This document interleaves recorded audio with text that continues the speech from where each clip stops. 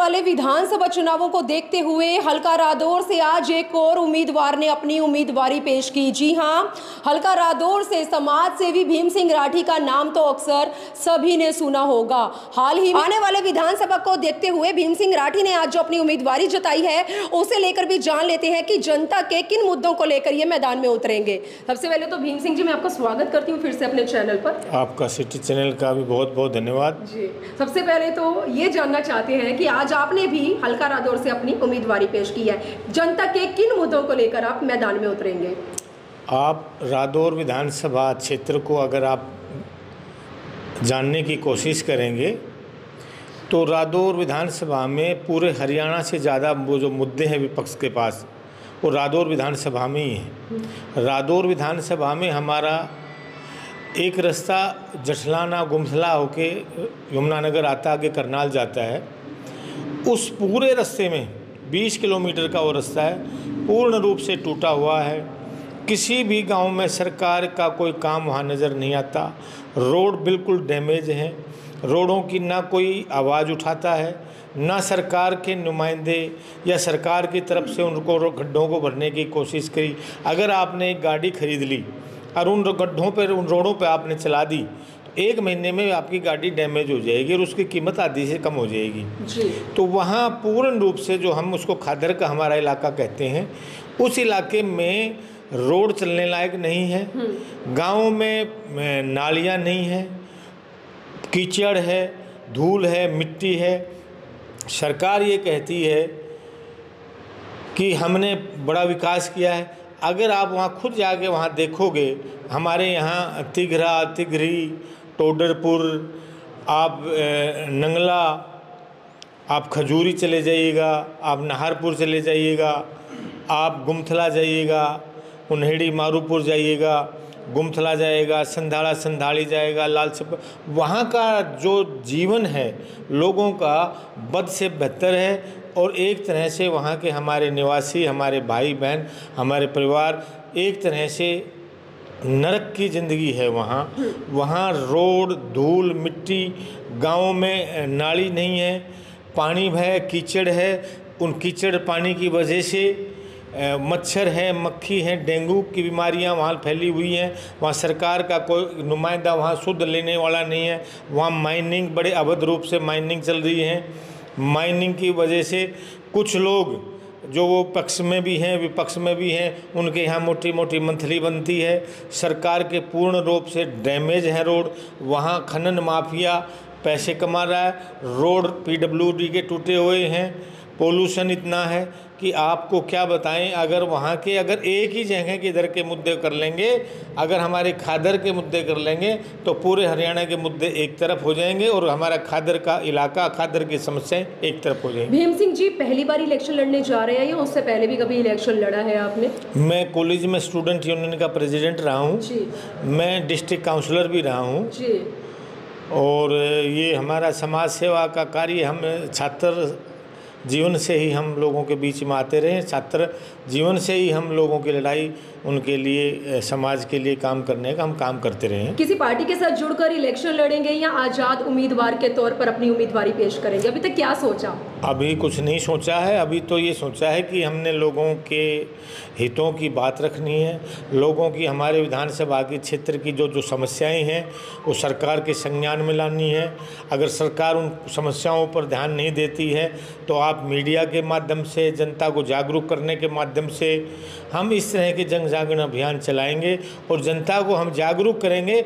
आपने 10 साल भारतीय जनता पार्टी को दिए, पर आपने 10 साल में भारतीय जनता पार्टी ने आपने राज दिया और उसके बदले उन्होंने आपको धूल, मिट्टी, कीचड़, डेंगू, ये इस तरह की बहुत सारी समस्याएं दी। भीम सिंह जी, आपका मानना है कि अभी मैंने किसी पार्टी के साथ मिलकर इलेक्शन लड़ने के बारे में नहीं सोचा, जबकि विधानसभा चुनावों में कुछ ही समय बाकी है, बिगुल कभी भी बच सकता है। मेरा क्वेश्चन पूरा हमने जो है ना पार्टी से विधानसभा लड़ने का चुनाव हमने सोच रखा है। अगर कोई पार्टी आपको अपने में शामिल करती है तो क्या? नहीं, हम ऑलरेडी पार्टी में शामिल हैं। हम आपको फिर अपनी बात बताएंगे। जी, कौन सी पार्टी है, खुलासा कर दीजिए उसका भी। हम वक्त पाने पर करेंगे, सबने पता हम क्या लड़ाई लड़ते हैं। अभी जनता के बीच में सस्पेंस बना रहे हैं आप साहब? नहीं, सस्पेंस नहीं बना रहे, सब लोगों को पता है कि हम किस पार्टी से संबंध रखते हैं और किन मुद्दों पर हम जो है चुनाव लड़ना चाहते हैं। भीम सिंह जी, रादौर से जुड़े जो मुद्दे आपने हमारे साथ शेयर की हैं, ये सारे मुद्दे जनता भी भली भांति जानती है, लेकिन जनता का कितना समर्थन आपको मिल रहा है? क्योंकि जन जन की आवाज, जन जन के मुद्दों को उठाने के लिए आप अपनी उम्मीदवारी जता रहे हैं। कितनी जनता आपको इस समय समर्थन में आपके साथ जुड़ी है? देखो, ये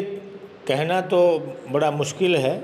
ऐसे तो कोई पैमाना नहीं कि भाई हम तय करके बता दें कौन सा। मोटा कि हमें जनता के मुद्दों को हम उठा रहे हैं, जनता की लड़ाई लड़ रहे हैं, सामाजिक काम में हम आगे हैं।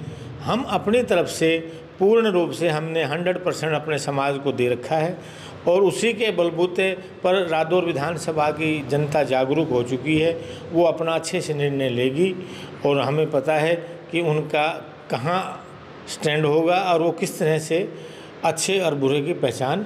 चलिए बात करते हैं अब आपके द्वारा हरियाणा लेवल पर बनाए गए इंसाफ एकता मंच की। हाल ही में आपने मीडिया के जरिए एक मैसेज पूरे हरियाणा के अंदर वायरल किया था कि SC BC समाज के लोगों का अक्सर शोषण होता आया है। मतलब ऐसे लोगों को जो ओहदा मिलना चाहिए, कभी भी किसी भी प्लेटफॉर्म पर उन्हें वो चीज़ नहीं मिल पाई है। उस लड़ाई को आपने तो लड़ा है, लेकिन कुछ चंद लोगों के द्वारा एक मैसेज मार्केट के अंदर गलत वायरल किया गया। क्या मैसेज? कि आप जात पात के मुद्दे को उठा रहे हैं। SC BC क्या है, लोगों को ये भी नहीं पता।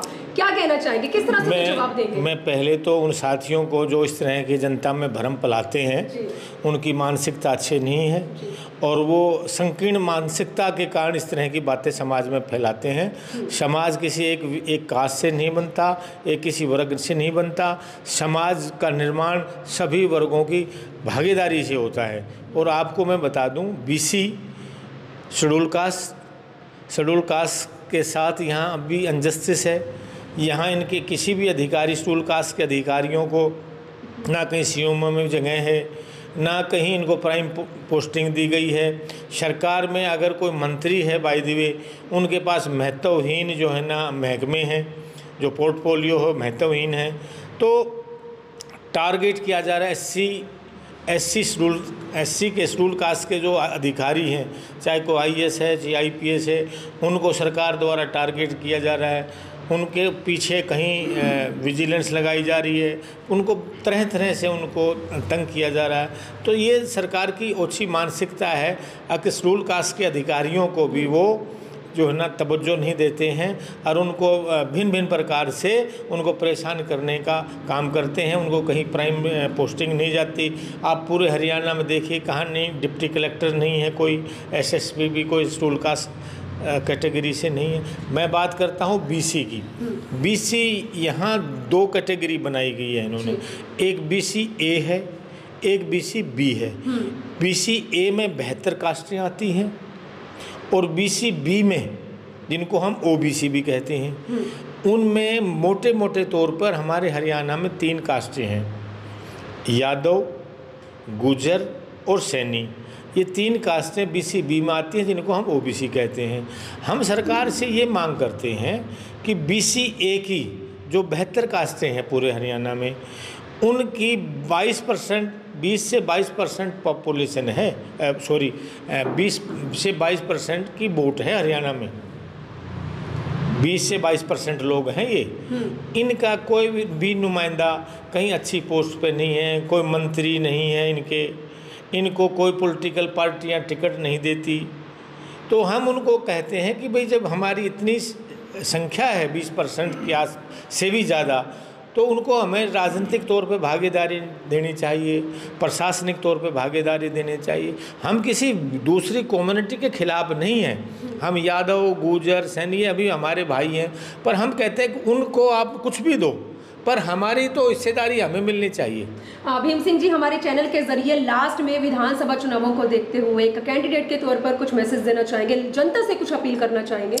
मैं वैसे तो हमारे रादौर विधानसभा की जो जनता है वो अब पूर्ण रूप से जागरूक हो चुकी है।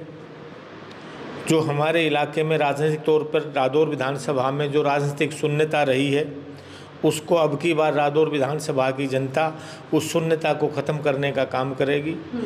और जो हमारी जनता के रादौर विधानसभा में पूरे, अगर हम हरियाणा की बात करें, तो जितने मुद्दे, जितनी समस्याएं रादौर विधानसभा क्षेत्र में हैं वो पूरे हरियाणा के 90 विधानसभा क्षेत्रों में, 89 विधानसभा क्षेत्रों में नहीं है। आज हमारे रादौर के हमारे सभी भाइयों से, बहनों से, निवासियों से हम ये निवेदन करना चाहेंगे कि अब की बार आपने जागरूक होकर अपने मत का प्रयोग करना है। आपने बहुत से लोगों को बार बार मौका दिया, वो आपके आकांक्षाओं पर खरे नहीं उतरे। 3 चुनाव हुए हैं जब से ये रेजुलेशन ख़त्म हुआ। 3 चुनाव में 15 साल निकल गए। 15 साल में हमारा रादौर विधानसभा क्षेत्र राजनीतिक तौर पर शून्यता रहा। और अब मैं रादौर विधानसभा के जागरूक मतदाताओं से एक ही निवेदन करूंगा, एक ही प्रार्थना करूंगा, अब की बार आप लोगों को जात पात से ऊपर उठकर, धर्म मजहब से ऊपर उठकर ऐसे व्यक्ति को विधानसभा में भेजना है जो आपकी आकांक्षाओं पर खरा उतर सके और हमारे रादौर विधानसभा क्षेत्र को 90 के 90 हलकों में अव्वल लाने का काम कर सके। आपके चैनल का बहुत बहुत आभार, बहुत बहुत धन्यवाद। तो ये थे हल्का रादौर से समाज सेवी और आने वाले चुनावों में भावी एमएलए की दावेदारी जताने वाले भीम सिंह राठी, जिन्होंने हल्का रादौर को देखते हुए उम्मीदवारी जरूर वहां से जताई है, लेकिन बीजेपी के 10 साल के कार्यकाल को गहराई में जाकर देखते हुए बीजेपी के ऊपर गंभीर आरोप लगाए हैं, जिनका मानना है कि हल्का रादौर की जनता को विकास को देखते हुए कभी भी राहत नहीं मिली है और इस बार बदलाव के चलते हल्का रादौर की जनता किसी नए उम्मीदवार को, किसी नए प्रत्याशी की तलाश कर रही है। देखते हैं क्या वो चेहरा भीम सिंह राठी का हो सकता है। लेकिन आज की एक बड़ी अपडेट के साथ मैं यमुनानगर के कांसापुर से भीम सिंह राठी के दफ्तर से लाइव जुड़ी थी। मेरी आप लोगों से अपील है, आप लोग इस खबर को शेयर करें। बाकी वक्त बहुत बलवान है, देखते हैं हल्का रादौर से किस उम्मीदवार के सर पर जनता जीत का सेहरा सजाती है। तो आज की एक बड़ी अपडेट के साथ फिर से यमुनानगर के कांसापुर से मैं लाइव जुड़ी थी। मेरी इस खबर को देखने वाले प्लीज आप लोगों से अपील, इस खबर को आप लोग ज्यादा से ज्यादा शेयर करें और समाज सेवी भीम सिंह के विचार आपको जैसे भी लगे कमेंट बॉक्स में अपनी राय कर जरूर बताएं। वीडियो जर्नलिस्ट मनप्रीत के साथ शीला, यमुनानगर से, मनदीप कौर की रिपोर्ट।